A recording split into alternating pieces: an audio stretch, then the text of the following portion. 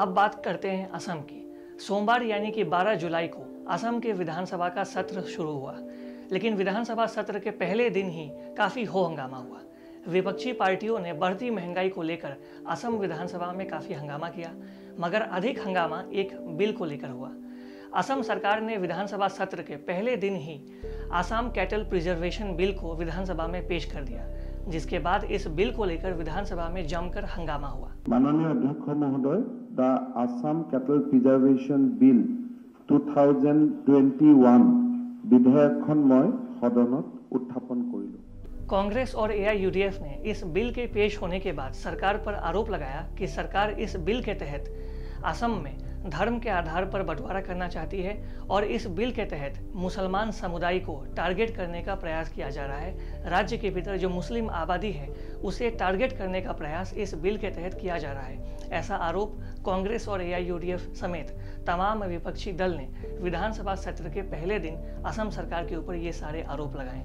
हालांकि अब इस बिल के भीतर जो प्रावधान है वो प्रावधान भी सामने आ चुके हैं। आइए हम आपको बताते हैं कि इस बिल के भीतर कौन कौन से ऐसे प्रावधान हैं जिसे लेकर विधानसभा के सत्र के पहले दिन ही हंगामा हो गया। इस नए बिल में प्रावधान है कि असम के वो इलाके जहां हिंदू, बौद्ध, सिख धर्म के लोग ज़्यादा हैं, उन इलाकों में बीफ के खरीद और बिक्री पर प्रतिबंध लगाया जाएगा। इस बिल में ये भी कहा गया है कि मंदिर के 5 किलोमीटर के दायरे के भीतर बीफ के बेचने पर पाबंदी लगाई जाएगी।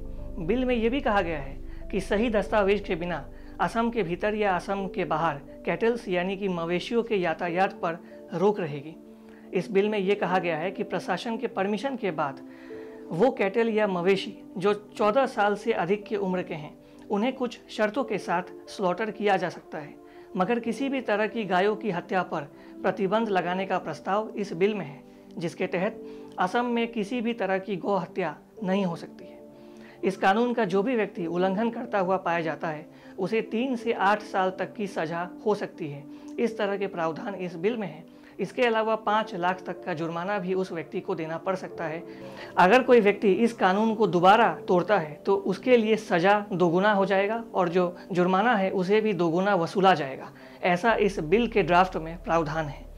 News desk report, east news.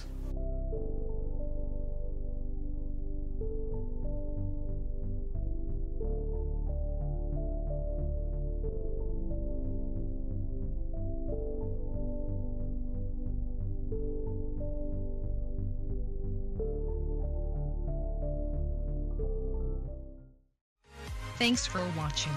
Please subscribe and hit the bell icon.